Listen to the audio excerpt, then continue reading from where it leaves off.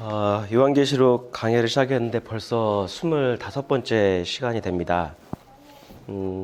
오늘 제목은 교회는 어디에 서 있어야 할까요? 이렇게 정했는데 전사님이 제목을 보더니 뭔가 의미심장한 것 같다고 하는데 우리의 어떤 삶을 한번 좀 돌아보는, 우리의 신앙을 돌아보는 그런 계기가 되었으면 좋겠습니다.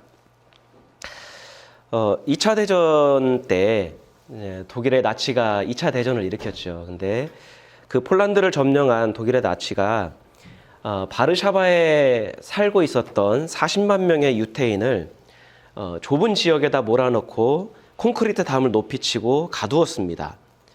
이렇게 유태인들을 가두어서 이렇게 강제로 모여 살도록 한 지역을 게토라고 부릅니다. 근데 그 게토를 나치의 허락 없이 임의대로 벗어나면 무조건 총살입니다. 근데 심각한 건 뭐냐면 그 게토 안에는 돈을 벌 수 있는 일터도 없고 식량도 없고 그리고 어떤 그 삶을 살아갈 수 있는 기반이 너무나 부족했다라고 하는 것이죠. 그러다 보니까 그 게토 안에서 많은 유태인들이 굶주림 속에서 질병 속에서 수없이 죽어나가기 시작합니다. 근데 그러다 보니까 죽을 사람을 묻을 힘도 없고 땅도 없고 화장이라도 했는데 화장할 연료도 부족하니까 그 시신들을 하수구에 버리는 일들이 빈번하게 일어났던 거죠. 근데 사람이라면 이런 참혹한 현장을 보면 뭔가 인간으로서의 어떤 연민이 일어나기 마련인데 독일의 나치는 그것을 보고도 눈 하나 깜빡하기는커녕 저 유태인들을 더 빨리 죽이기 위한 궁리를 하기 시작해서 그때 생겨나는 것이 이제 강제 수용소를 생각하고 거기에서 수많은 유태인들을 불에 태워서 죽이기 시작했습니다. 그렇게 게토 안에서 무기력하게 죽는 날만 기다릴 수 없었던 일부의 유대인들이 1943년 4월 19일에 세상에서 가장 슬픈 봉기를 일으킵니다. 그들은 폴란드의 어떤 지하 저항 조직에서 얻었던 수십 자루의 총, 그리고 독일군에게서 어찌어찌해서 빼앗았던 몇 자루의 총과 그리고 수류탄, 그리고 유리병과 기름으로 전차를 앞세운 막강한 독일군에게 맞서기 시작했습니다. 그러면서 그때 유태인의 지도자였던 모르데차이 아리엘 레비치라고 하는 사람이 이렇게 절규했다라고 하는 거예요. 우리는 인간답게 죽을 수 있는 준비가 돼 있다. 그러니까 게토 안에서 본인들이 무기력하게 그렇게 죽어가는 건 너무 인간답지 못하고 최소한 이렇게 저항하면서 죽을 수 있는 게 인간답게 죽을 수 있는 최소한의 권리라고 생각했던 거죠. 근데 너무나 강력했던 그 독일군 앞에 이 저항이 무슨 소용이 있었을까요? 독일군은 반란을 쉽게 제압하고 그리고 그 게토 안에 있는 유태인들을 나오게 해서 죽이려고 그 게토 안에 다 불을 질러버립니다. 나오는 사람들은 총에 의해서 죽고 나오지 못한 사람들은 불에 타서 죽고 그렇게 수십만 명의 사람들이 죽게 됩니다. 그러니까 그 나치의 눈에 볼 때는 유태인들은 세상에서 없어져야 될 짐승이고 쓰레기로 보였던 거예요. 명분은 뭡니까? 독일의 나치는 자신들이 원하는 평화가 있었습니다. 자신들이 원하는 어떤 안전이 있었습니다. 자기들이 추구하는 가치가 있었습니다. 근데 그것을 지키기 위해서 어떻게 해야 돼요? 유태인들에게 인간 이하의 삶을 살아가도록 강요한 거예요. 그리고 그것을 따르지 않으면 학살을 자행한 겁니다. 그런데 80여 년 전 바르샤바의 게토와 똑같은 곳이 지금도 존재하고 있습니다. 바로 팔레스타인의 가자 지구입니다. 우선 우리가 지도를 이렇게 한번 띄워놓을 텐데요. 이 가자 지구는 6m 높이의 담을 65km에 걸쳐서 높이 쳐져 있습니다. 그리고 팔레스타인 사람들을 그 안에 가두었습니다. 그리고 통제합니다. 근데 이 가자 지구는 지금의 세종시보다도 작은 지역인데 그 안에 모여있는 이 좁은 지역 안에 모여있는 사람이 230만 명이에요. 먹고 살 길이 막막해요. 평야지대도 아닙니다.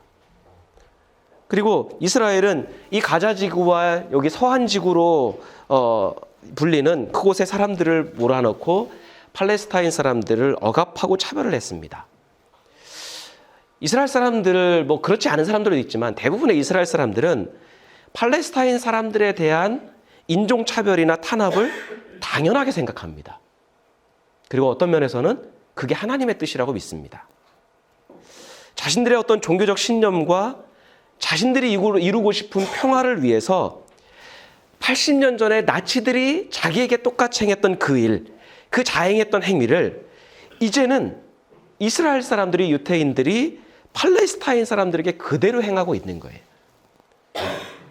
나치가 유태인들을 인간 이하로 보았듯이 이스라엘 또한 팔레스타인 사람들을 사람으로 보지 않습니다. 지난 7일에 가자 지구를 지배하는 이슬람 무장 세력인 하마스가 장벽을 넘어서 이스라엘로 넘어와서 약 1,500명의 사람들을 살해하고 그중에 어린이들과 여자들도 가차없이 살해하고 수백 명의 사람들을 인질로 끌고 갔습니다.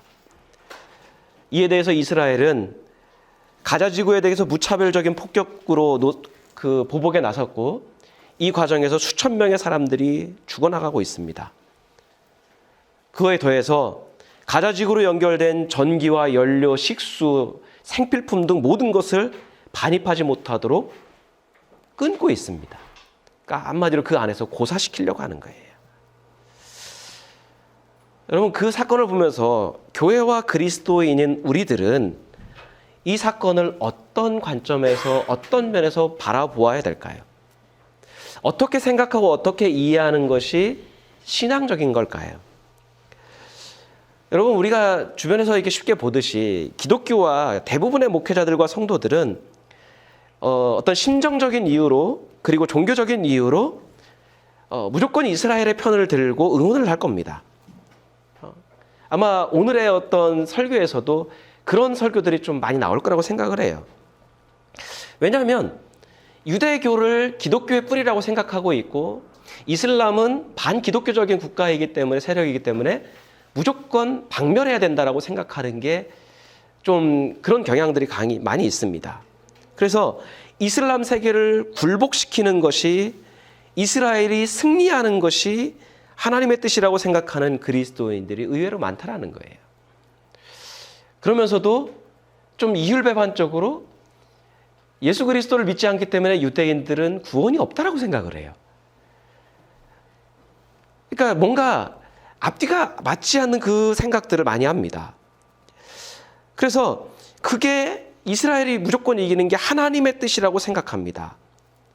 역사적인 어떤 배경을 따지지 않고 사건의 전말을 따지지 않고 이스라엘은 구약에서 하나님이 택하신 민족이니까 무조건 편을 들고, 이슬람은 기독교를 핍박하는 타 종교라는 이유로 무조건 비판하고 비난을 합니다.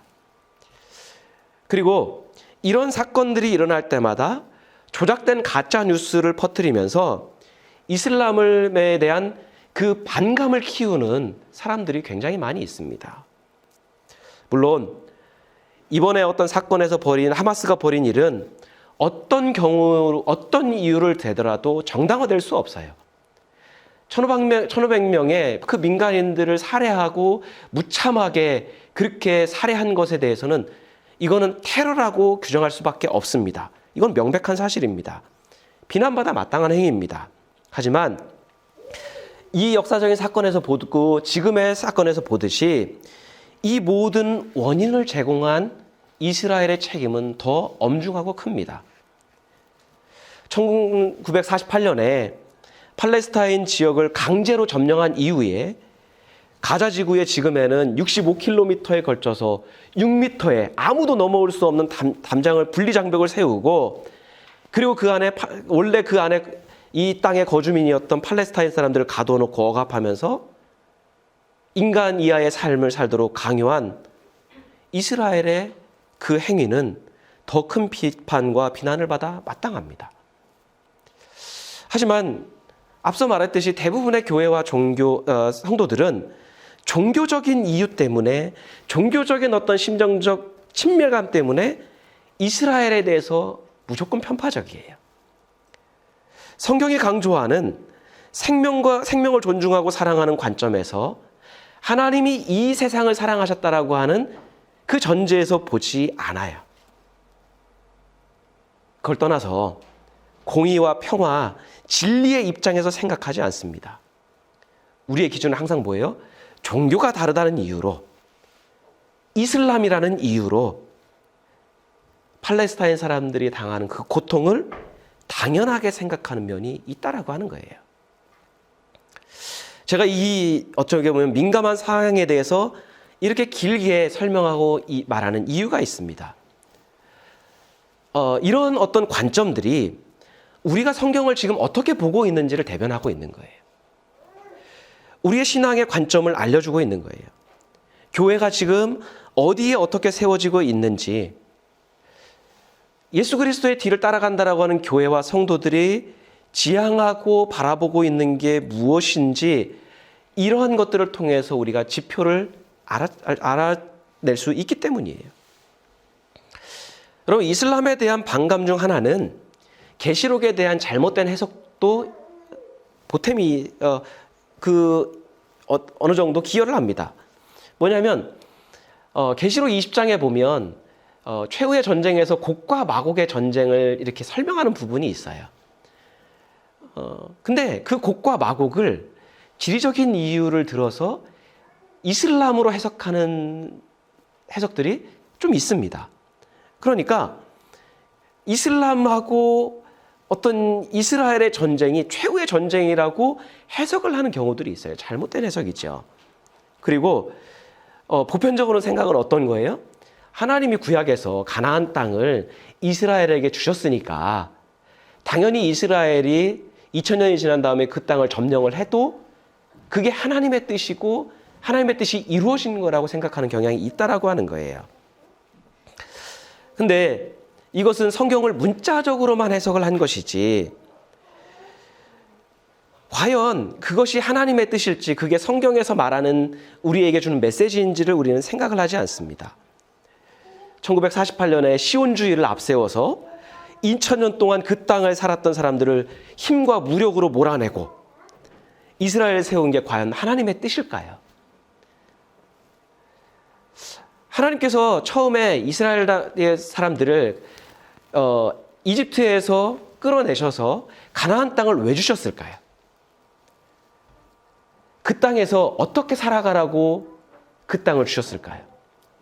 그리고 그 땅을 주셨던 하나님께서 왜 이방인들로 하여금 이스라엘이 심판을 받도록 하셔서 유대인들이 그 땅에서 쫓겨나게 됐을까요? 결국에는 그 땅에서 살아가도록 한 하나님의 뜻에 합당하지 않았기 때문에 하나님의 백성으로서 그 땅에서 공의를 행하며, 그리고 하나님의 말씀대로 세상에 자비를 행하며 하나님의 살아계심을 보여줘야 될 백성들이 그 안에서 부패하고 힘과 권력을 앞세워서 많은 사람들을 핍박했기 때문에 하나님이 공의가 무너진 그 땅을 심판하셔서 결국에는 이스라엘이라고 하는, 유태라고 하는 나라가 망했던 것이죠. 근데 그 땅에서 여전히 2000년 전, 2500년 전에 행했던 그 일들을 행하고 있다면 그게 과연 하나님의 뜻일까? 우리는 독일 나치에 의해서 인간이해 취급을 당하면서 학살의 경험이 있어요. 그게 얼마나 서럽고 아픈 일인지 아는 유태인들이 팔레스타인 사람들을 종교적인, 민족적인 신념을 이유로 억압하고 핍박하는 게 옳은지 냉철하게 봐야 됩니다. 어떤 심정적 가까움 때문이 아니라 이게 정말로 하나님의 뜻인지를 냉철하게 보아야 돼요. 이스라엘에 대한 맹목적인 편들기나 이슬람에 대한 무조건적인 반감과 배척이 과연 하나님이 우리에게 원하시는 믿음일까를 생각해야 합니다. 자칫 잘못하면요, 우리가 하나님을 위해서 한다는 그 믿음이 광기가 될 수도 있습니다. 그리고 그 광기가 하나님의 영광을 가리는 폭력이 되어서 세상을 어지럽게 하는 그런 신념이 될 수도 있기 때문이에요. 우리가 계시록 12장을 이렇게 쭉 봐왔는데요. 좀 설명을 하자면 계시록 12장을 시작하면서 어떤 환상이 있었습니까? 한 여인이 해산을 앞두고 있었고 그 여인이 해산을 하면 그 아이를 삼키려고 용이 호신탐탐 노리고 있었죠. 근데 그 용이 그렇게 호신탐탐 노리고 있음에도 불구하고 연약한 여인은 결국 아이를 낳았고 아이는 하늘의 보좌로 올라갔습니다. 그래서 그 아이가 상징하는 게 뭐라고 그랬죠? 바로 이 땅에 오신 예수 그리스도. 그 예수 그리스도께서 이 땅에서의 사역을 마치시고 하늘의 보좌에 앉으신 그것을 상징한다라고 했습니다. 그리고 아이를 낳은 여인은 뭐예요? 누구를 상징해요? 이 땅에 남겨진 교회. 하나님의 복음을 잉태하고 끊임없이 생명을 낳아야 될 교회를 상징한다고 했습니다. 그리고 그 용은 하나님의 일을 회방하려고 하는 사탄의 어떤 괴략이라고 했습니다. 근데 이 땅에 남겨진 교회를 사탄은 계속해서 공격을 합니다. 이 땅에 남겨진 성도를 계속해서 공격합니다. 그 믿음을 무너뜨리기 위해서 하나님 말씀대로 살아가는 삶을 방해하기 위해서 계속해서 방해를 해요. 공격을 합니다. 그러니까 여인이 이 땅에서 누릴 수 있는 어떤 모든 특권을 포기하고 어디로 도망을 가요? 광야로 도망을 가요. 광야는 아무것도 없죠. 삶을 살아갈 수 있는 길이 막막합니다. 근데 광야로 세상에서의 안락함을 포기하고 광야로 갔을 때 그곳에 뭐가 기다리고 있었어요? 하나님이 그들을 돌보시는, 하나님이 그 여인을 돌보시는 하나님의 손길이 기다리고 있었죠. 그러니까 우리가 그것은 무엇을 상징하죠? 우리가 이 땅에서 하나님을 향한 그 신실한 믿음을 성경에서 요구하는 그 믿음의 의로운 삶을 우리가 지키면서 이 땅에서의 것을 포기하면 아무것도 없는 막막한 삶인 것처럼 보이지만 하나님은 그 성도의 삶을 보호하신다라는 거죠. 돌보시고 인도하신다라고 하는 것을 계시록의 메시지는 우리에게 알려주는 거예요. 세상의 특권을 포기했는데 세상에서 줄 수 있는 그 이익을 나는 포기하고 어떻게 보면 아무것도 보장되지 않는 믿음의 길을 걸었는데 그러면 그 가운데서 광야에서 죽어야 되는데 하나님은 그 성도를 돌보신다라고 하는 거예요. 보호하신다라고 하는 거예요. 마치 이스라엘 백성들이 광야의 40년 동안에 하나님께서 허락하신 만나를 먹으면서 40년 동안 하나님의 돌보심 가운데 있었던 것처럼 하나님 그때에 맞는 은혜를 주신다라고 하는 그 의미가 바로 앞서 얘기했던 그런 환상의 의미였습니다. 그리고 그 계속되는 환상에서 뭐예요? 하늘의 전쟁이 이제 보입니다. 하늘의 전쟁에서 하늘의 천사들과 사탄의 어떤 귀신의 세력들이 붙었는데 어떻게 돼요? 사탄의 세력들이 하늘의 전쟁에 패해서 하늘에서 쫓겨나는 장면이 있었습니다. 그건 뭐였죠? 계시록에서 하늘은 뭘 상징한다겠죠? 눈에 보이진 않지만 본질적인 세상, 하나님께서 이루시고 있는 것에 대한 상징이라고 했습니다. 그러니까 우리는 자꾸 눈에 보이는 것이 진짜인고 눈에 보이는 게 본질이라고 생각하지만 성경은 아니라는 거예요. 보이진 않지만 하나님께서 이루시는 게 진짜라는 걸 알려주는데, 자, 우리는 땅에서는 보이는 현실에서는 어떻게 해요? 믿음으로 살수록, 신실하게 살수록, 정직하게 살수록 얻는 게 많습니까? 잃는 게 많습니까? 오히려 손해보는 게 너무 많아요. 정로를 걸어갈수록, 정직하게 살아갈수록 그게 더 많이 승승장구할 것처럼 우리는 인과응보를 믿지만 인과응보대로 되지 않는 경우들이 너무나 많아요. 의롭게 살수록 불이익을 당하는 경우가 있고요. 오히려 편법을 쓰고 불의하게 살수록 악한 사람들이 더 승승장구합니다.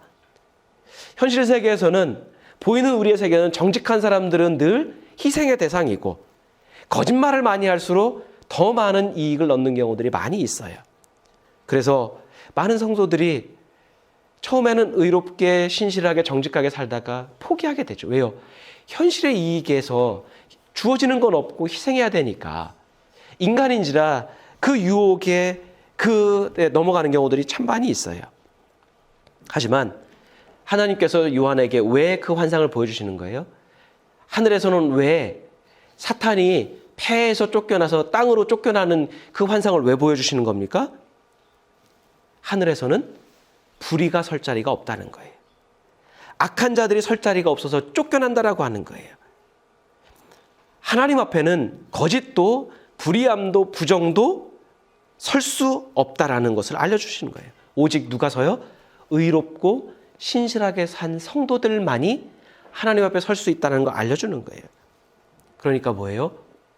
이 땅에서 우리가 불이익을 당해서 정직하게 사는 게, 의롭게 사는 게, 신실한 믿음으로 하나님 말씀을 따라 사는 게 힘들지만 주님의 때를 바라보면서 지금 어쩌면 이 지나가는 세상에서 그 지나가는 세상에서 얻는 이익 때문에 주저앉지 말고 그 믿음을 끝까지 지키도록 우리에게 메시지를 주고 격려하시는 거예요. 하늘에서 쫓겨나왔기 때문에 그 사탄의 세력은 우리를 끊임없이 괴롭히고 분필을 합니다. 그게 오늘 본문에서 이어지는데요. 우리 같이 말씀 읽겠습니다. 그 용은 자기가 땅에서 내쫓겼음을 알고 남자아이를 낳은 그 여자를 쫓아갔습니다.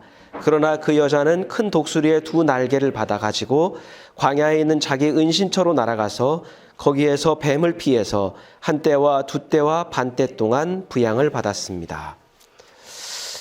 하나님의 때가 다가오고 있는 걸 알아요. 우리들은 때로는 믿음이 없으면 그게 보이지 않지만 사탄은 자기의 마지막 때가 다가오는 건 압니다. 그러니까 위감으로 있어요. 교회를 쫓아갑니다. 무너뜨리기 위해서 그 믿음의 세력들을, 신실한 사람들을 무너뜨리기 위해서 쫓아가요. 아마 악한 사람들도, 불의하게 사는 사람들도 자기의 마지막 때를 직감하는 것 같아요. 애써 현실 속에서 부정하고 그리고 자기가 가진 것들로 인해서 호언장담하고 자랑하지만 악한 사람들도 불안감이 있습니다. 왜요? 자기의 불의함이 자기가 불의하게 얻은 것이 영원하지 않다는 걸 알기 때문이에요. 편법과 불의함과 거짓이 영원히 통하는 것이 아니라는 걸 알기 때문입니다. 그래서 어떻게 해요? 회개하고 돌이키면 좋은데 그러지 않아요. 오히려 더 의롭고 바르게 사는 사람들을 더 심하게 공격합니다. 신실하고 정직한 교회와 성도들을 불편해하고 핍박하기 마련이에요. 그래서 어쩌면요, 우리가 의롭고 신실하게 살아가려고 하면, 그렇게 믿음으로 살아가려고 하면 핍박과 희생은 어떤 의미에서 보면 교회와 성도들의 숙명이라고도 할 수 있습니다. 왜요? 악한 사람들은 정의로운 사람들을 싫어해요. 거짓으로 사는 사람들은 정직한 사람들을 싫어합니다. 부정하게 사는 사람들은 늘 진리를 따라 사는 사람들을 불편하기 마련이기 때문이에요. 그 길을 포기하고 세상에서도 적당하게 성공과 안락함도 누리고 믿음에도 걸쳐 있는 것처럼 살 수 있습니다. 하지만 그때 뭘 생각해야 돼요? 하나님 앞에 과연 그 걸쳐 있는 삶이 용납이 될 것인가? 공의롭고 거룩하신 하나님이 걸쳐 있는 삶을 살면서 믿음이 있는 것처럼 살았던 삶을 과연 용납하시겠는가? 우리는 그때마다 고민하고 기도하면서 주님의 은혜를 구해야 되는 거죠. 다행인 건 뭐예요? 말씀에서 나오는 것처럼 하나님께서 신실한 성도들을 방치하지 않으신다라고 하는 거예요.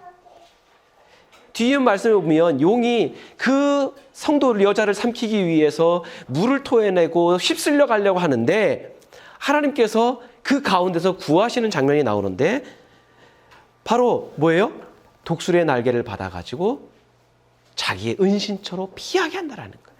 근데요, 이 말씀이 어디에 나오냐면 출애굽을 했던 이스라엘 백성을 향해서 하나님이 하시는 말씀이 있습니다. 우리 출애굽기 말씀과 신명기 말씀 같이 읽겠습니다. 너희는 내가 이집트 사람에게 한 일을 보았고 또 어미 독수리가 그 날개로 새끼를 업어 나르듯이 내가 너희를 인도하여 나에게로 데려온 것도 보았다. 마치 독수리가 그 보금자리를 뒤흔들고 새끼들 위에서 퍼덕이며 날개를 펴서 새끼들을 받아 그 날개 위에 업어 나르듯이 주님께서만 홀로 그 백성을 인도하셨다. 다른 신은 옆에 있지도 않았다.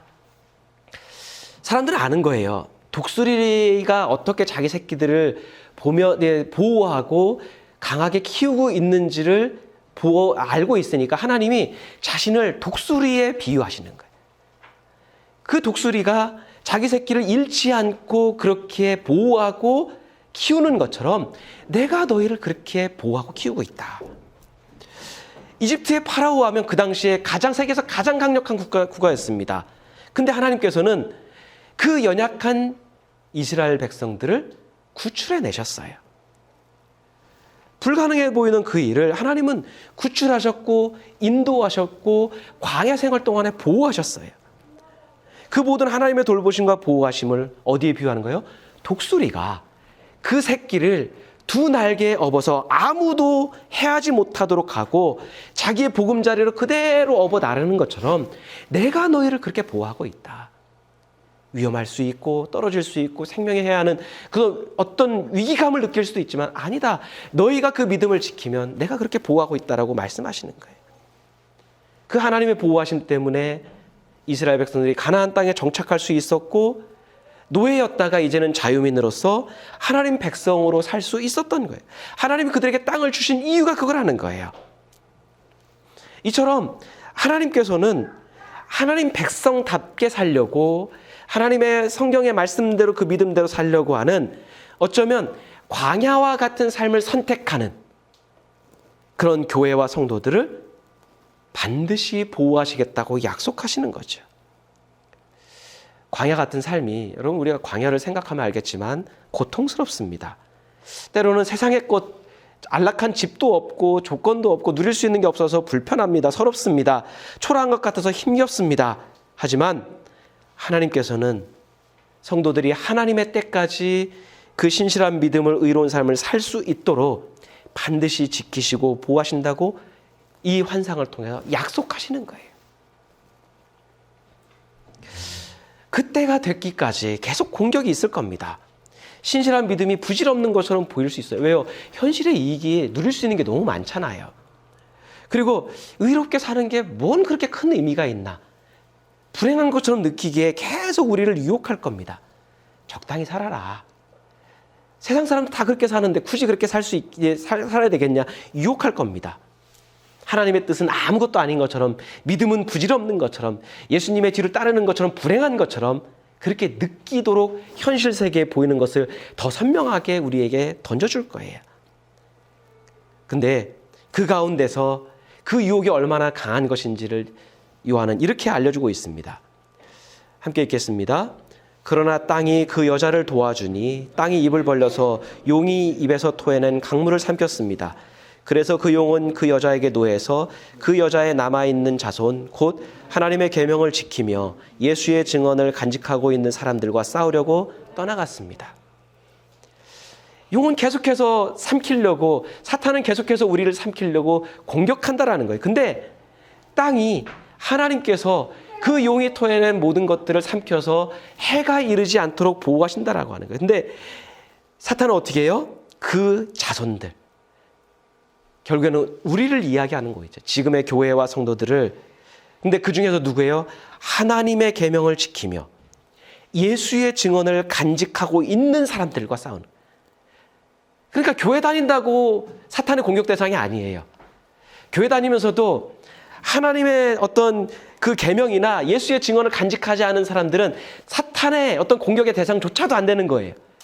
왜요? 그들은 알아서 욕망과 탐욕을 위해 살기 때문에 사탄이 그것을 염두에도 두지 않습니다. 그런데 그 가운데서도 하나님 말씀대로 살기 위해서 하나님의 뜻이 무엇인지를 날마다 고민하며 사는 성도들을 사탄은 계속해서 공격한다라는 거예요. 그래서 그게 부질없는 것처럼 믿음에서 떠나가도록, 휩쓸려 떠나가도록 공격한다라는 거예요.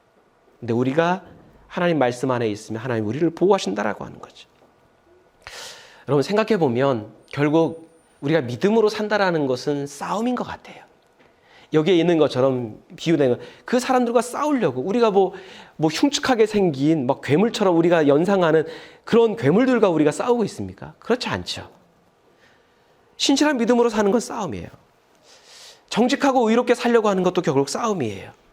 뭐예요? 불의와 불공정이 더 쉽게 통하는 세상입니다. 그 가운데서 하나님의 계명을 따라 신실하게 살려고 하는 것은 결국엔 싸움이죠. 거짓과 부정과 차별이 있는 이 세상에서 하나님의 길을 따라서 의로우면서도 섬김과 희생으로 살아가려고 하는 것도 싸움이에요. 세상 방식과는 다르게 하나님 말씀을 일상에 적용하며 사는 것은 그 현실이 너무나 반대되기 때문에 싸움이에요. 어떤 싸움입니까? 불의함과의 싸움이고 부정함과의 싸움이고 거짓과의 싸움이고 그리고 결국에는 뭐예요? 그런 거짓과 불의와 부정에 자꾸 타협하고 무너지려고 하는 나 자신과의 싸움인 거죠. 우리의 일상은 어쩌면 그렇게 매일 신실함으로 살아내고 있는, 그래서 신실함으로 이겨내고 있는 것과 때로는 연약해서 거짓에 넘어지기도 하는 삶의 연속일지도 모르겠습니다. 의롭게 살려고 발버둥 치다가도 인간인지라 남들만큼 가져야 될 것은 가져야 되는 욕구에 타협하는 그런 반복인지도 모르겠어요. 그런데 우리가 끊임없이 하나님 말씀대로 신실하게 살려고 하면 하나님은 우리를 돌보아 주셔서 그 믿음을 지킬 수 있도록 인도해 주시고 하나님의 때까지 주님의 백성답게 살 수 있도록 우리를 보호해 준다라고 하는 것이 성경의 약속이라고 하는 거예요. 그렇기 때문에 계시록은 그 하늘의 환상을 보여주시면서 약속하시는 거죠. 보이는 세계에 넘어지지 말고 보이는 세계에 현혹되어서 이 땅에만 집착하지 말고 하나님의 때를 바라보면서 믿음으로 의롭게 살아내라. 알려주고 있는 거죠. 하마스가 이스라엘에게 벌인 그 테러, 그리고 이스라엘이 이에 대한 보복으로 자행하고 있는 이 참극을 보면서 어떤 게 진짜 의로움일까? 어떤 게 진짜 신실함일까? 생각해 볼 수 있는 계기가 되었습니다. 과연 이스라엘이 믿는 하나님은 어떤 하나님일까? 그리고 그런 이스라엘을 맹목적으로 지지하는 기독교는 어떤 믿음일까? 하나님이 그렇게 무자비한 분일까? 고민하는 시간이 되었습니다. 하나님의 뜻을 따르고 예수님의 제자로 살아가는 교회와 성도들이 과연 수많은 사람들이 인간 이하의 대접을 받고 그 전쟁터에서 무기력하게 죽어가고 있는데도 종교가 다르니까, 무슬림이니까 당연하게 죽어도 된다고 그냥 그렇게 당연하게 생각하고 있는 게 과연 옳은 것일까? 심각하게 우리는 고민해 봐야 됩니다. 과연 그게 진짜 하나님 뜻일까요? 종교가 다르면 짓밟아도 되고 하나님의 뜻이라고 우리가 믿고 확신하면 거리낌 없이 죽여도 되고 그런 생명들은 그냥 죽어도 아무 가치가 없는 걸까요? 80년 전에 본인들이 독일 나치로부터 인간 이하의 취급을 받는 게 얼마나 서럽고 고통스러운지 경험했다라고 하면 이스라엘은 하나님에 대한 신앙을 떠나서 인도주의적인 입장에서라도 팔레스타인 사람들을 인간 이하로 대하면 안 되는 거 아닌가요? 계시록을 묵상하면서 느끼는 건 그 로마 제국의 핍박 아래에서 힘겹게 인내하면서 신실함을 지키는 그 교회와 성도들에게 의아하게도 하나님이 능력을 약속하시진 않는다라는 거예요. 여러분 신기하게도요. 여러분 계시록 전체를 읽어봐도 너에게 능력을 주겠다. 이길 수 있는 어떤 여건을 주겠다. 이런 구절이 안 나와요. 여러분 우리는 조금만 위기가 닥쳐도 하나님 앞에 어떻게 기도합니까? 문제에 직면하는 하나님 앞에 능력을 달라고 해요. 이걸 해결할 수 있는 여건, 힘, 권세, 어떤 그런 것들을 우리는 구해요. 그래서 그 상대가 불의한 사람이나 악한 사람이라면 우리는 어떤 것을 연상하며 기도합니까? 그를 단번에 제압할 수 있는 힘이나 여건이나 어떤 그런 것들을 우리는 구합니다. 그리고 그 대상이 믿음이 없는 사람이라면 우리는 어떤 걸 연상해요? 그 믿음이 없는 사람에게 보란 듯이 단번에 해결할 수 있는 그 해결책이나 기적을 기대해요. 어떤 의미에서 보면 우리는 우리의 신실함을 조롱하는 사람들을 제압할 수 있는 공격력을 구하는 것 같아요. 세상을 그리고 교회를 조롱하는 사람들을 제압할 수 있는, 그리고 그 제압하는 것이 하나님의 뜻이다라고 우리는 믿는 것 같습니다. 근데 계시록은 그렇게 힘겹게 믿음을 지키면서 하는 교회와 성도들에게 힘이나 능력이나 부나 경제력을 약속하시지 않아요. 그런 부분이 안 나와요. 그걸 통해서 구하시겠다고 약속하지 않으십니다. 하나님은 교회와 성도들에게 너희가 공격해서 이길 수 있는 권세를 주겠다고 말씀하지 않으세요. 어떤 면에서는 그것을 방어하면서 자신을 지킬 수 있는 믿음을 이야기하세요. 하나님의 때가 있으니까 그 때를 믿고 인내하며 기다릴 수 있는 믿음이 어떤 것인지, 그리고 신실하게 의롭게 사는 게 어떤 것인지를 끊임없이 이야기하시는 거예요. 믿음으로 공격하는 법이 아니라 믿음을 신실하게 지키는 법을 가르쳐 주시는 거예요. 여러분, 그런 면에서 보면 기독교는 누군가를 핍박하고 공격하는 종교가 아닙니다. 여러분, 역사적으로 봐도 기독교가 핍박당하는 자리에서 믿음을 지키려고 할 때는 늘 하나님의 복음이 잘 전달이 되고 하나님의 뜻을 드러냈어요. 근데 힘이 있어서 공격할 수 있는 여건이 될 때에는 기독교는 항상 타락을 했습니다. 왜요? 기독교의 본질이 그게 아니기 때문이에요. 그렇기 때문에 성도는 누군가를 차별하고, 내가 힘이 있다고 해서, 내가 여건이 된다고 해서 누군가를 차별하는 거고 차별을 정당화하거나 핍박을 절대로 옹호해서도 안 된다라고 하는 거죠. 종교가 다르다 하더라도, 인종이 다르고 이념이 다르다 하더라도 교회와 성도의 기본적인 입장은 뭐예요? 사랑과 자비로 대해야 된다라고 하는 거예요. 물론 사랑뿐만 아니라 사랑을 전제로 한 공의를 지켜야 됩니다. 무조건 용납하는 게 아니라 사랑과 함께 하나님의 공의가 무엇인지, 하나님이 원하시는 평화가 무엇인지를 염두에 두어야 되죠. 그렇기 때문에 기독교인으로 산다라는 게 쉽지 않습니다. 단순하게 종교적으로 생각하면 쉬운데 종교와 다르기 때문에 기독교인으로 사는 게 쉽지 않습니다. 기독교와 교회는 공격을 통해서 세상을 정복하지 않습니다. 오히려 핍박당하는 자리에 차라리 있으면서 그 자리에서 신실한 믿음을 지켜나가야 됩니다.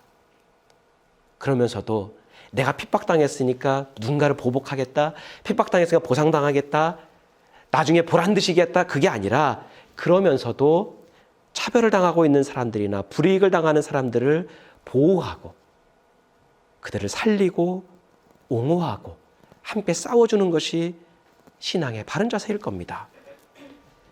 예수께서 종교 지도자들에게 정죄당하고 있었던 죄인과 세리들과 창기들, 그리고 이방인들마저도 함께 품으셨던 것처럼 말이죠. 팔레스타인의 사태를 바라보고 해석하는 그 태도, 그 관점이 현재 우리의 믿음의 태도이고 지금까지 우리가 살아왔던 믿음의 방향성일 수 있습니다. 그게 어디에서 나타날까요? 일상에서 나타납니다. 우리가 그런 관점을 갖고 있다면 일상에서 믿음을 빙자해서 잘못된 판단과 결정을 내릴 수 있어요. 혹시 어쩌면 우리는 우리의 믿음의 영역, 내 믿음을 보호하기 위해서, 교회를 보호하기 위해서 믿음으로 산다는 명분 하에서 우리 또한 누군가를 우리의 가자지구에 가두고 6m의 높은 담을 쌓은 다음에 그를 거기에 가둬놓고 그에게 인간 이하의 삶을 강요하고 있는지도 모릅니다. 나와 출신이 달라서, 학벌이 달라서, 가치관이 달라서, 종교가 달라서, 수준이 달라서 그의 어려움이나 아픔을 애써 외면하고 있는 것도 또한 동일한 입장일 겁니다. 우리의 교회는, 그리고 우리는 지금 과연 주님께서 원하시는 그 자리에 서 있을까요? 우리 함께 같이 기도하도록 하겠습니다.